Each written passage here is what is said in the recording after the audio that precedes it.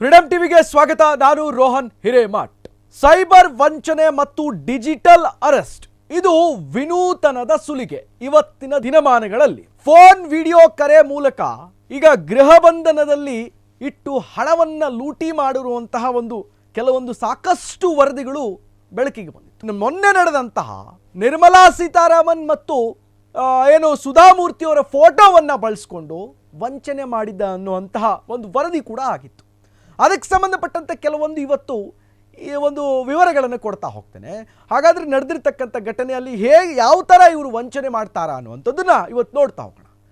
ನಿರ್ಮಲಾ ಸೀತಾರಾಮನ್ ಮತ್ತು ಸುಧಾಮೂರ್ತಿ ಅವರ ಫೋಟೋ ಬಳಸ್ಕೊಂಡು ಸೈಬರ್ ವಂಚನೆಯನ್ನು ಮಾಡಿದ್ದಾರೆ. ಈ ಒಂದು ಡಿಜಿಟಲ್ ಯುಗದಲ್ಲಿ ಮಾಹಿತಿ ತಂತ್ರಜ್ಞಾನ ಅಂತಂದರೆ ಟೆಕ್ನಾಲಜಿ ಜನರ ಜೀವನವನ್ನು ಎಷ್ಟು ಸುಲಭಗೊಳಿಸಿದೆ ಅಷ್ಟೇ ದುರುಪಯೋಗ ಪಡಿಸ್ಕೊಳ್ತಾ ಇರುವಂಥ ಈ ವಂಚಕರು ಕೂಡ ಜಾಸ್ತಿ ಆಗಿದ್ದಾರೆ. ಜನರ ಈ ಹಣವನ್ನ ಕ್ಷಣಾರ್ಧದಲ್ಲಿ ದೋಚ್ಕೊಂಡು ಹೋಗುವಂತಹ ಇಂಥ ಸೈಬರ್ ಅಪರಾಧಿಗಳು ಸಂಖ್ಯೆ ದಿನೇ ಹೆಚ್ಚಾಗ್ತಾ ಇದೆ. ಈ ಹಲವು ಪ್ರಕರಣಗಳು ಕೂಡ ವರದಿಯಾಗಿವೆ. ಇತ್ತೀಚೆಗೆ ಈ ಹೊಸ ಮಾದರಿಯ ವಂಚನೆ ಬೆಳಕಿಗೆ ಬಂದಿರುವಂಥದ್ದು.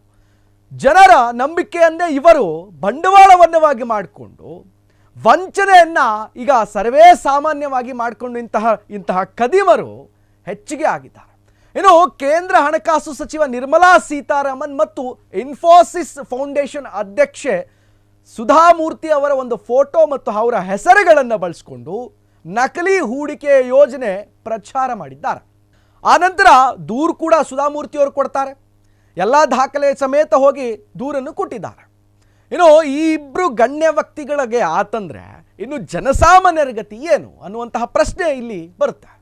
ನಿರ್ಮಲಾ ಸೀತಾರಾಮನ್ ಮತ್ತು ಸುಧಾಮೂರ್ತಿ ಅವರಿಬ್ಬರಿಗೂ ಕೂಡ ಕ್ವಾಂಟಮ್ AI ಪ್ರಾಜೆಕ್ಟನ್ನು ಅಭಿವೃದ್ಧಿಪಡಿಸ್ಕೊಂಡು ಈ ರೀತಿ ಪ್ರಾಜೆಕ್ಟ್ನಲ್ಲಿ ಕೇವಲ 21,000 ರೂಪಾಯಿ ನೀವು ಹೂಡಿಕೆ ಮಾಡಿದ್ರೆ ತಿಂಗಳಿಗೆ 20 ಲಕ್ಷ ರೂಪಾಯಿ ಗಳಿಸಬಹುದು ಅಂತ ಅಡ್ವರ್ಟೈಸ್ಮೆಂಟನ್ನು ಜನರಿಗೆ ಇವರು ಕೊಡ್ತಾರೆ.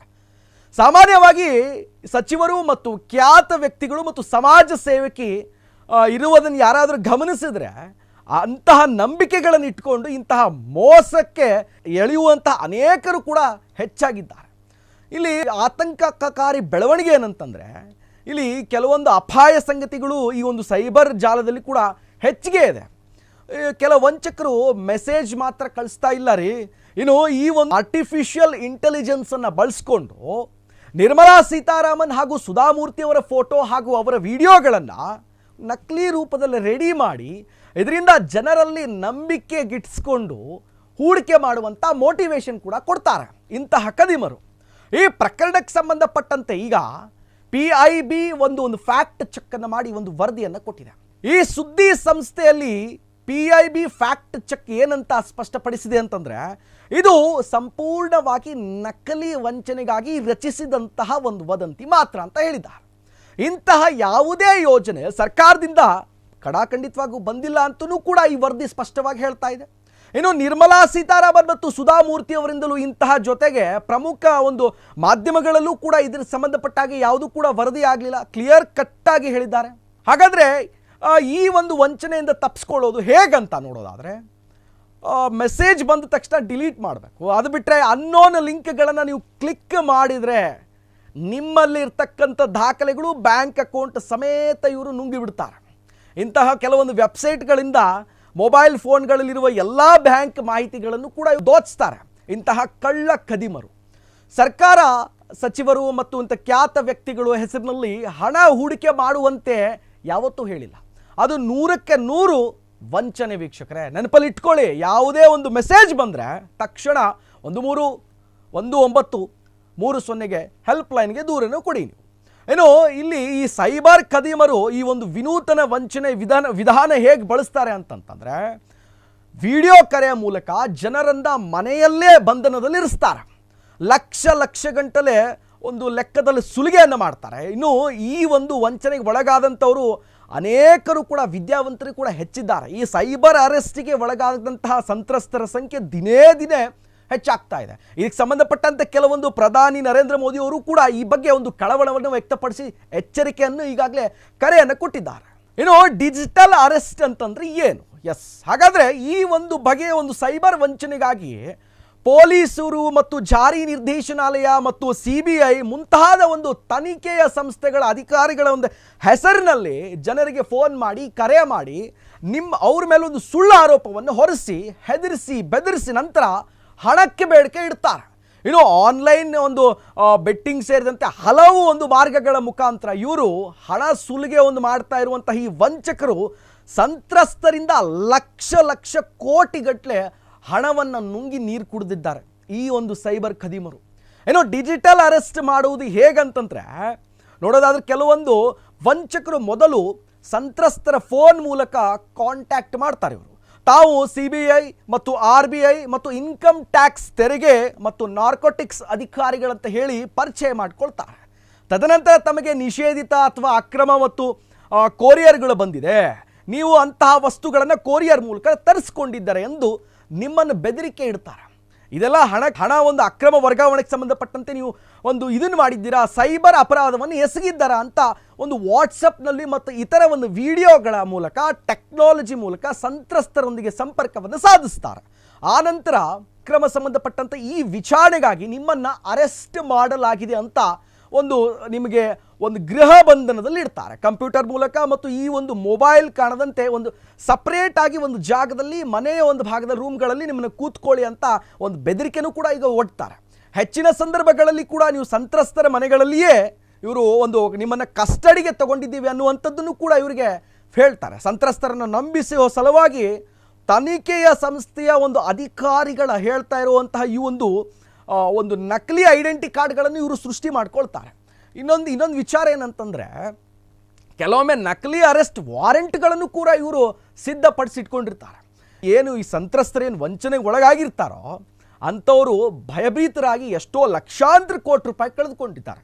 ನಿಮ್ಮನ್ನು ಹೆದರಿಸೋದು ಯಾವ ರೀತಿಯಾಗಿ ಹೆದರಿಸ್ತಾರೆ ಅಂತಂದರೆ ನಿಮ್ಮಿಂದ ಕಾನೂನು ಉಲ್ಲಂಘನೆಯಾಗಿದೆ, ನಿಮ್ಮ ಫೋನನ್ನು ಅಕ್ರಮಕ್ಕೆ ಬಳಸ್ಕೊಂಡಿದ್ದಾರೆ ಅಂತ ಎಂದೆಲ್ಲ ಹೇಳಿ ಎಲ್ಲ ವಿಚಾರಣೆಗೆ ಜೈಲು ಶಿಕ್ಷೆಗೆ ಮತ್ತು ನಿಮ್ಮನ್ನೆಲ್ಲ ಭಯಭೀತರಾಗಿ ಭಯವನ್ನು ಹುಟ್ಟಿಸ್ತಾರೆ. ತದನಂತರ ಹಣಕ್ಕೆ ಬೇಡಿಕೆ ಇಟ್ಟು ಇಂತಿಷ್ಟೇ ಹಣ ನೀವು ಕೊಟ್ಟರೆ ಈ ಪ್ರಕರಣದಿಂದ ವಜಾ ಮಾಡ್ತೀವಿ, ಮುಕ್ತಗೊಳಿಸ್ತೀವಿ ಅಂತ ಹೇಳಿ ನಿಮ್ಮಿಂದ ಸುಲಿಗೆ ಮಾಡ್ತಾರೆ. ಆ ಸಮಯದಲ್ಲಿ ಬೇರೆ ಯಾರಾದರೂ ಕಾಂಟ್ಯಾಕ್ಟ್ ಮಾಡೋ ಹಾಗಿಲ್ಲ ಅಂತಲೂ ಕೂಡ ನಿಮಗೆ ವಾರ್ನ್ ಬೇರೆ ಕೊಡ್ತಾರೆ ಇಂತಹ ಖದೀಮರು. ಏನೋ ಬ್ಯಾಂಕಿಂಗ್ ಮತ್ತು ಮತ್ತಿತರ ಮೂಲಕಗಳ ಹಣಗಳನ್ನು ಮೂರನೇ ವ್ಯಕ್ತಿಯಿಂದ ಇನ್ನೊಬ್ಬ ವ್ಯಕ್ತಿ ಖಾತೆಗೆ ವರ್ಗಾವಣೆಯನ್ನು ಕೂಡ ಮಾಡಿಸ್ಕೊಳ್ತಾರೆ. ಇಂತಹ ಖದೀಮರು ದಿನೇ ದಿನೇ ನಮ್ಮ ಈ ಸೈಬರ್ ವಂಚನೆಗೆ ಒಳಗಾಗುವಂಥ ಸಂತ್ರಸ್ತರು ಕೂಡ ಹೆಚ್ಚಿಗೆ ಇದ್ದಾರೆ. ಇತ್ತೀಚೆಗೆ ಒಂದು ಪ್ರಕರಣ ಕೂಡ ವರದಿ ಆಯಿತು. ಅದೇ ಮಧ್ಯಪ್ರದೇಶದಲ್ಲಿ ಇಂದೋರ್ನ 65 ವರ್ಷದಂಥ ಒಬ್ಬ ಮಹಿಳೆ 5 ದಿನ ತನ್ನ ಮನೆಯಲ್ಲೇ ಕೂಡಿ ಹಾಕಿ ವಂಚಕರು 46 ಲಕ್ಷ ರೂಪಾಯಿನ ಸುಲಿಗೆಯನ್ನು ಮಾಡ್ತಾರೆ. ನೋಡಿ ಎಂಥ ಹಣೆ ಬರ ಪಾಪ ಅವ್ರದ್ದು. ಇದರಿಂದ ಪಾರಾಗೋದು ಹೇಗಂತ ನೋಡೋದಾದರೆ ಅಪರಿಚಿತ ಅಂತಾರಾಷ್ಟ್ರೀಯ ಫೋನ್ ಕರೆಗಳ ಬಗ್ಗೆ ಸ್ವಲ್ಪ ಎಚ್ಚರಿಕೆ ವಹಿಸಬೇಕು. ಅಂಥ ಸಂದರ್ಭದಲ್ಲಿ ಸೃಷ್ಟಿ ಆದರೆ ಆತಂಕಕ್ಕೆ ಯಾವತ್ತೂ ಒಳಗಾಗೋದು ಬೇಡ. ಇನ್ನು ಧೈರ್ಯದಿಂದ ಮಾತನಾಡಬೇಕು. ತನಿಖೆಯ ಸಂಸ್ಥೆ ಅಧಿಕಾರಿಗಳು ಏನಂತ ಹೇಳ್ಕೊಂಡು ಯಾರಾದರೂ ಕರೆ ಮಾಡಿದ್ರೆ ಅದನ್ನು ವಿವರವಾಗಿ ಪರಿಶೀಲನೆ ಮಾಡಿ ಗಮನದಲ್ಲಿಟ್ಕೊಳ್ಳಿ. ಇನ್ನು ಮುಖ್ಯವಾದ ವಿಚಾರ ಏನಂತಂದರೆ ತನಿಖೆಯ ಸಂಸ್ಥೆಗಳಲ್ಲಿ ಅಧಿಕಾರಿಗಳು ಎಂದೂ ಕೂಡ ಕರೆ ಮಾಡಿ ಹಣಕ್ಕೆ ಬೇಡಿಕೆ ಇಡೋದಿಲ್ಲ. ಸರ್ಕಾರಿ ಸಂಸ್ಥೆಗಳಲ್ಲಿ ಅಧಿಕೃತವಾಗಿ ನಿಮಗೆ ಅಥವಾ ವಾಟ್ಸಪ್ ಮೂಲಕ, ವಿಡಿಯೋ ಮೂಲಕ, ತಂತ್ರಾಂಶಗಳ ಮೂಲಕ ಯಾವುದೂ ಕೂಡ ಬಳಸೋದಿಲ್ಲ. ಇದಕ್ಕೆ ಸಂಬಂಧಪಟ್ಟ ಹಾಗೆ ಮತ್ತೊಂದು ಮುಖ್ಯವಾದ ವಿಚಾರ ಏನಂತಂದರೆ ಪ್ರಕರಣ ಇವತ್ತೇ ಮುಗಿಯಬೇಕನ್ನುವಂತಹ ಒತ್ತಡವನ್ನು ಕೂಡ ನಿಮಗೆ ಹೇರ್ತಾರೆ ಅವರು. ತುರ್ತು ಸಂದರ್ಭದಲ್ಲಿ ಯಾವುದೇ ಕಾರಣಕ್ಕೂ ಅಪರಿಚಿತ ಒಂದು ಖಾಸಗಿ ವಿಷಯಗಳನ್ನು ಅಂದರೆ ಇಂಟರ್ನಲ್ ಇನ್ಫಾರ್ಮೇಷನ್ಗಳನ್ನು ಯಾವುದೇ ಕಾರಣಕ್ಕೂ ನೀವು ಹಂಚಿಕೊಳ್ಳಬಾರ್ದು. ಏನಾದರೂ ಅನುಮಾನ ಬಂತಂದರೆ ಕೂಡಲೇ ಸೈಬರ್ ಸಹಾಯವಾಣಿಗೆ ಮತ್ತು ಪೊಲೀಸ್ಗಳನ್ನು ನೀವು ಸಂಪರ್ಕಿಸಬಹುದು. ಇನ್ನು ಈ ಒಂದು ವಂಚನೆಗೆ ಒಳಗಾದಂಥವರು ಕೂಡ ಮಾಡಬೇಕಂತಂದರೆ ನೀವು ಡಿಜಿಟಲ್ ಅರೆಸ್ಟ್ಗೆ ಒಳಗಾಗಿದ್ದ ಪಕ್ಷದಲ್ಲಿ ಮೊದಲು ಮಾಡಬೇಕಾದಂಥ ಕೆಲಸ ಬ್ಯಾಂಕ್ಗಳನ್ನು ಅಕೌಂಟ್ಗಳನ್ನು ನೀವು ಸ್ಥಗಿತ ಮಾಡಬೇಕು. ತದನಂತರ ಏನು ಸೈಬರ್ ಸಹಾಯವಾಣಿ ಇದೆ ಅದಕ್ಕೆ ಸಂಪರ್ಕ ಮಾಡಿ ಸೈಬರ್ ಠಾಣೆಗೆ ನೀವು ಕಂಪ್ಲೇಂಟನ್ನು ಕೊಡಬೇಕು, ರಿಪೋರ್ಟನ್ನು ಕೊಡಬೇಕು. ಅದಾದ ಮೇಲೆ ಈ ವರ್ಗಾವಣೆಗೆ ಸಂಬಂಧಪಟ್ಟಂತೆ ಕೆಲವೊಂದು ದಾಖಲೆಗಳನ್ನು ಜೋಪಾನವಾಗಿಟ್ಕೊಂಡು ಠಾಣೆಗೆ ದೂರವನ್ನು ಕೊಡಬೇಕು ನೀವು. ಇನ್ನು ದೇಶದಲ್ಲಿ ಇದು ದೊಡ್ಡ ಜಾಲ ಸಕ್ರಿಯವಾಗಿ ಆಕ್ಟಿವ್ ಆಗಿದೆ. ನಕಲಿ ಶೇರ್ ಮಾರುಕಟ್ಟೆ ಹೂಡಿಕೆಯಲ್ಲಿ ಮತ್ತು ಡಿಜಿಟಲ್ ಅರೆಸ್ಟ್ನಂತಹ ಸೈಬರ್ ಹಗರಣಗಳನ್ನು ನಡೆಸುವ ಒಂದು ದೊಡ್ಡ ಜಾಲವೇ ದೇಶದಲ್ಲಿ ಕಾರ್ಯಾಚರಿಸ್ತಾ ಇದೆ. ಇನ್ನು ಫೇಸ್ಬುಕ್, ಇನ್ಸ್ಟಾಗ್ರಾಮ್, ವಾಟ್ಸಪ್ ಮತ್ತು ಟೆಲಿಗ್ರಾಮ್ಗಳಂತಹ ಸಾಮಾಜಿಕ ಜಾಲತಾಣಗಳನ್ನು ಬಳಸಿಕೊಂಡು ಇಂತಹ ಕೃತ್ಯಗಳನ್ನು ಎಸಗಲಾಗ್ತಾ ಇದೆ ಅನ್ನುವಂಥದ್ದು ಕೂಡ ಸಾಕಷ್ಟು ವರದಿ ಆಯಿತು ಹಿಂದಿನ ದಿನಗಳಲ್ಲಿ. ಹಾಗಾಗಿ ಇಡಿ ಏನು ನಡೆಸ್ತಾ ಇದೆ ಅಂತಂದರೆ, ಇಡಿ ಕೆಲವೊಂದು ಈ ಬೆಂಗಳೂರಿನಲ್ಲಿ ಕಳೆದ ಒಂದು ನಕಲಿ IPO ಒಂದು ಆರಂಭಕ್ಕೆ ಸಾರ್ವಜನಿಕದಲ್ಲಿ ಹೂಡಿಕೆ ಮಾಡಿ ಅಂತ ಕೋಟ್ಯಾಂತರ ರೂಪಾಯಿ ಆ್ಯಪ್ಗಳ ಒಂದು ವಂಚನೆಗೆ ಒಳಗಾದಂಥವ್ರು ಸಾಕಷ್ಟು ಜನ ಇದ್ರು. ಇದರಲ್ಲಿ ನೀವು ಹೂಡಿಕೆ ಮಾಡಿದ್ರೆ ಜನರು ನಿಮ್ಮನ್ನು ಈ ಪ್ರಕರಣದಿಂದ 8 ಆರೋಪಿಗಳ ವಿರುದ್ಧ ಇಡಿ ಒಂದು ಅಕ್ರಮ ಹಣ ವರ್ಗಾವಣೆ ಕಾಯ್ದೆ PMLA ನ್ಯಾಯಾಲಯಕ್ಕೂ ಕೂಡ ಆರೋಪ ಪಟ್ಟಿಯನ್ನು ಸಲ್ಲಿಸಿತು.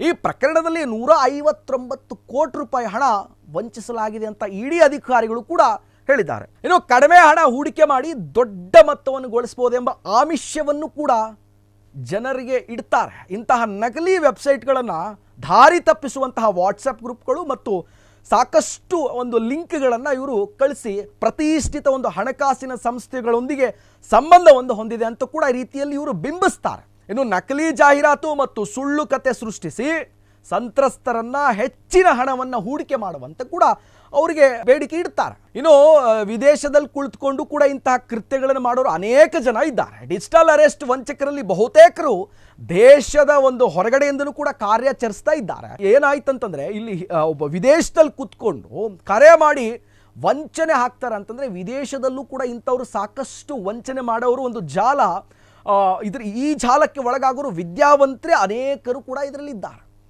ಹಾಗಾಗಿ ಕೆಲವೊಂದು ಎಚ್ಚರಿಕೆಯಿಂದ ನೀವು ಇರಬೇಕಂತ ಈ ಸಂದರ್ಭದಲ್ಲಿ ಎಲ್ಲ ಒಂದು ಯಾವುದೇ ರೀತಿಯಾಗಿ ಕರೆ ಬಂದರೂ, ಯಾವುದೇ ರೀತಿಯಾಗಿ ಅಂತ ಲಿಂಕ್ ಬಂದ್ರೂ ಕೂಡ ಅದನ್ನು ಕಡೆಗಣಿಸಿ, ಯಾವುದು ಒಂದು ಕೂಡ ನೀವು ಯಾವುದೇ ಕಾರಣಕ್ಕೂ ಈ ಲಿಂಕ್ಗಳನ್ನು ಕ್ಲಿಕ್ ಮಾಡಬೇಡಿ. ಇನ್ನಷ್ಟು ಅಪ್ಡೇಟ್ಸ್ಗಾಗಿ ನೋಡ್ತಾ ಇರಿ ಇದು ಫ್ರೀಡಮ್ ಟಿವಿ, ಜನಸಾಮಾನ್ಯರ ಶಕ್ತಿ. ಕ್ಷಣ ಕ್ಷಣದ ಸುದ್ದಿಗಳಿಗಾಗಿ ಫ್ರೀಡಮ್ ಟಿವಿ ಸಬ್ಸ್ಕ್ರೈಬ್ ಮಾಡಿ, ಲೈಕ್ ಮಾಡಿ ಹಾಗೂ ಫಾಲೋ ಮಾಡಿ. ಹೊಸ ಸುದ್ದಿಗಳ ನೋಟಿಫಿಕೇಶನ್ಗಾಗಿ ಬೆಲ್ ಐಕಾನ್ ಮೇಲೆ ಕ್ಲಿಕ್ ಮಾಡಿ.